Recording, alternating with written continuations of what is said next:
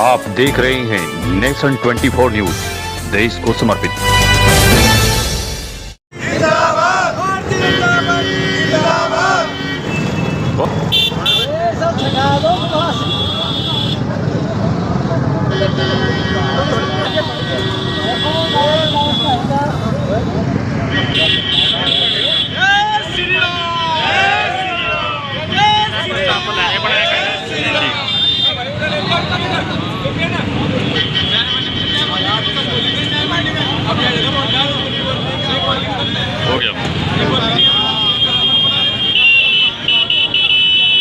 हो गया जी।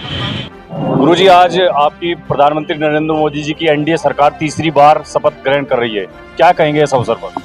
बहुत अच्छा, बहुत बढ़िया होना चाहिए। अपना सांसद होता तो और बेहतर होता। सांसद आपके होते तो बहुत अच्छा होता, लेकिन अभी सरकार बन रही है, जो इंडी गठबंधन था वो नाकाम रहा। मोदी जी को तीसरी बार शपथ लेने से रोकने का उन्होंने एक तरह से ये नारा दिया था, उसमें वो विफल रहे हैं कि इस पर क्या कहेंगे आप? तो देश की जनता ने जो है मोदी जी को स्वीकार किया है और मोदी जी तीसरी बार शपथ लेंगे। तीसरी बार शपथ ले रहे हैं। क्या कहेंगे सेठ जी? मैं तो यही कहूँगा, हमारे आदरणीय नरेंद्र मोदी जी ने तीसरी बार जो शपथ ले रहे हैं, व्यापारियों के अंदर खुशी की लहर है और हमेशा के लिए चाहता है कि व्यापारी तो मोदी जी हमेशा के लिए बन जाए। कैराना लोकसभा आप हारे हैं। कैराना लोकसभा तो जनता की वो थी, वो जो एक संविधान का नारा दिया था, उसके कारण हमारा दलित वोट को उधर से लगा, नहीं तो प्रदीप चौधरी बहुत भारी वोटों से जीत रहा था। और कुछ थोड़ा सा इन लोगों में जैसे ठाकुर सैनी नाराज रहा, बाकी इतना नुकसान नहीं हुआ। अभी मोदी जी तीसरी बार प्रधानमंत्री पद की शपथ ले रहे हैं दिल्ली में, इस अवसर पर कितनी खुशी है आपको? हम व्यापारी वर्ग को इतनी बड़ी खुशी है कि मोदी जी और योगी जी के राज में हमेशा मोदी जी के योगी जी के राज में हमेशा व्यापारी खुश है। अब से पहले व्यापारी बहुत ही परेशान था। इनके जब से ये 2014 से 2000 इसमें आए तो व्यापारी आज व्यापारी बिल्कुल बेमुख होकर सो रहा, कोई दिक्कत बिल्कुल भयमुख से सो रहा, कोई दिक्कत नहीं। रात को थाने बंद हो जाया करते थे। एक कग्गा के नाम सुना होगा, ये तो फिर दोबारा दिन लोगों ने स्वीकार कर लिया किराना वालों को। अरे यहाँ यह जनता स्वीकार नहीं करती किराना वालों को। किराना वालों को स्वीकार कर लिया। आप क्या कहेंगे, जैसे प्रधानमंत्री मोदी जी तीसरी बार प्रधानमंत्री बन रहे हैं, इंडिया अलायंस की तरफ से पूरी कोशिश की गई कि किसी तरह मोदी जी को रोका जाए, वो उनका कामयाब नहीं हुआ उनका अभियान, क्या कहेंगे इस अवसर पर आप? आज वैसे बहुत बड़ा ऐतिहासिक दिन है भारत के लिए कि तीसरी बार माननीय नरेंद्र मोदी जी प्रधानमंत्री बने हैं और बहुत अच्छा एक मैसेज जनता ने देने का काम किया। भारत की जनता ने हार जीत कहीं की सीटों पे हुई है, कोई नुकसान भी हुआ है, लेकिन उसका आधार ये नहीं माना जा सकता कि कहीं भारतीय जनता पार्टी की लोकप्रियता में कमी आई, कहीं माननीय नरेंद्र मोदी जो हमारे प्रधानमंत्री हैं उनकी लोकप्रियता में कहीं कमी आई। उसका कारण कहीं रहे। कुछ लोग अलगाववाद पसंद करते हैं, अलगाववाद के हिसाब से दिया। कुछ लोग धर्म के आधार पर वोट देने का काम किया। कुछ लोगों ने अन्य अपने नेताओं के बहकावे कर वोट देने का काम किया। लेकिन मुख्यतः बात यह है कि 242 का आंकड़ा जो भारतीय जनता पार्टी ने अकेले दम पर प्राप्त करने का काम किया है, इससे साफ जाहिर होता है कि भारत के लोगों के दिलों में लोकप्रियता बरकरार है और भारत का जो बहुवर्ग है वो माननीय नरेंद्र मोदी को जो चाहता है, उनको भारत की बागडोर सौंपना चाहता है। ऐसा इस बात से साबित हो गया है कि तीसरी बार माननीय नरेंद्र मोदी हमारे प्रधानमंत्री बने हैं, इससे उनकी लोकप्रियता साबित होती है। अब कैराना का प्रतिनिधित्व नहीं है बीजेपी का, क्या आपको लगता है अब भी बीजेपी के खाते से प्रधानमंत्री मोदी कैराना लोकसभा को, सहारनपुर को कुछ देंगे, ऐसी उम्मीद है? देखो, एक विशेषता भारत के प्रधानमंत्री की है माननीय नरेंद्र मोदी की। उन्होंने कैराना लोकसभा नहीं, वरन हिंदू, मुसलमान, सिख, ईसाई जो भारत के निवासी हैं, सबके कल्याण के लिए कार्य किया है। और जब भी वो बोलते हैं वो ये कहते हैं कि 140 करोड़ देशवासी जो भारत के हैं, मैं उनके लिए काम करता हूँ, इसमें कैराना अलग नहीं है। विकास की गंगा तो पूरे देश में बह रही है, हर प्रदेश के अंदर बह रही है, हर कस्बे के अंदर बह रही है। और आम आदमी मानता भी है, जब हम बैठकर चर्चा करने का काम करते हैं कि अगर प्रदेश में कोई विकास या देश में कोई विकास हुआ है तो उसकी गंगा बहाने का काम माननीय नरेंद्र मोदी ने किया है। कैराना लोकसभा के लिए तो मैं बात नहीं करता कि कैराना लोकसभा के लिए विकास हुआ है, ये तो तमाम देश के प्रदेश के लिए विकास करने का काम किया है। पूरी दुनिया के अंदर इस बात का मैसेज देना काम किया है, भारत के अंदर विकास हो रहा है। पाकिस्तान के अंदर जब मैं मेरी चैनल देखता हूँ, वहाँ की वार्तालाप लोगों से होती है, तो वो भी माननीय नरेंद्र मोदी की तारीफ करते हैं, यहाँ के काम की तारीफ करते हैं, यहाँ की व्यवस्था की तारीफ करते हैं। कैराना की जनता इस बात को समझ नहीं पाई।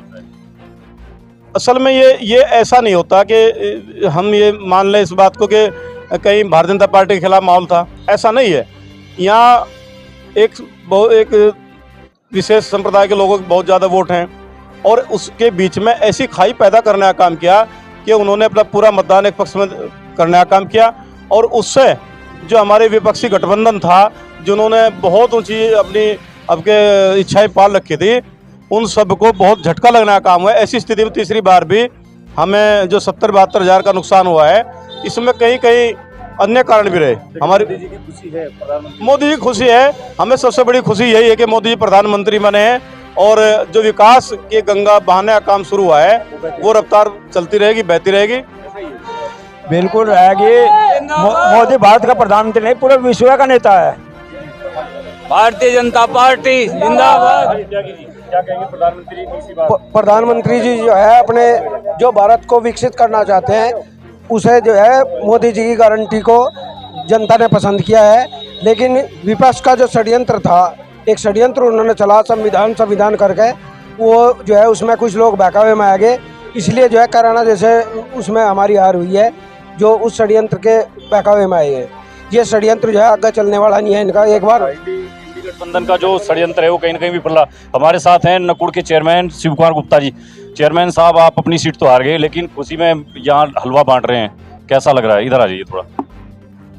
देखिए, खुशी तो बहुत बड़ी है कि तीसरी बार देश के अंदर एक ऐसे दूसरे व्यक्ति है जो लगातार तीसरी बार प्रधानमंत्री पद की शपथ लेने जा रहे हैं। रही बात सीट हारने की, चुनाव एक ऐसा विषय है कि इसमें कैलकुलेशन का मामला है। हमारे कुछ लोग बहकावे में आ गए, जो गलत प्रचार दूसरे विपक्षी दलों ने किया कि संविधान को बदल देंगे, इस तरह की भावनाओं में आकर कुछ लोग उनके बहकाव में आ गए। लेकिन इसका मतलब ये नहीं कि हम चुनाव हार गए। देश के अंदर सबसे बड़े दल के रूप में 240 सीटें भारतीय जनता पार्टी के पास हैं और जितने चोर इकट्ठे हुए उन पर 240 नहीं इकट्ठी हुई। विपक्ष जो है इकट्ठी नहीं कर पाया, लेकिन आपको अगर कैराना जीत रहे होते तो ये खुशी और ज़्यादा बड़ी होती। देखिए, आपने बताया सरकार जिसकी होती है, हमारे जो सांसद साहब हैं बहुत ही भले हैं, तो निश्चित रूप से जनता जो उम्मीद उनसे रखती थी, जीतने के बाद भी, जीतने से पहले भी, वो उसी तरीके से काम करते रहेंगे और धारदार बन के काम करेंगे, ऐसी मेरी उम्मीद है। और प्रदीप चौधरी निश्चित रूप से मतलब एक प्रभावशाली और उनका जो व्यक्तित्व है, उससे बढ़िया प्रत्याशी हो नहीं सकता था और निश्चित रूप से वो जनता के काम ऐसे ही करते रहेंगे और हम सब उनके साथ हैं। इस वक्त जब हम यहाँ नकुड़ में खड़े हैं तो दिल्ली में कैबिनेट जो है मोदी जी की वो शपथ ले रही है, क्या उम्मीद है आपको? क्या लगता है कि इस बार भी नकुड़ में जिस तरह से काम चल रहे हैं लगातार जारी रहेंगे? कुछ कहना चाहेंगे, कोई मैसेज? कैराना लोकसभा, नकुड़ विधानसभा, हमारे विधायक जी एमपी साहब लगातार जिस तरीके से काम कर रहे थे एमपी बनते हुए, अब भी उनके काम इतने ही होंगे। रही बात नकुड़ की जनता में रोष तो था। देखो, जो कार्यकर्ता काम करता है उसकी आंखों में आंसू तो आए। जब हमारे इतने भले प्रत्याशी हारे तो निश्चित रूप से आंखों में आंसू आना तय है।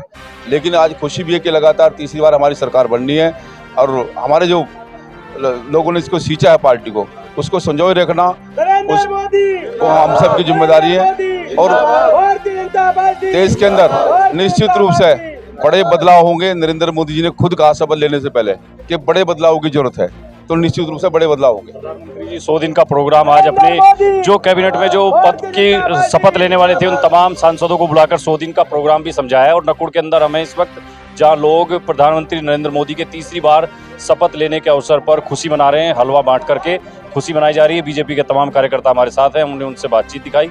आगे भी आपको अपडेट करते रहेंगे, बने रहिए नेशन 24।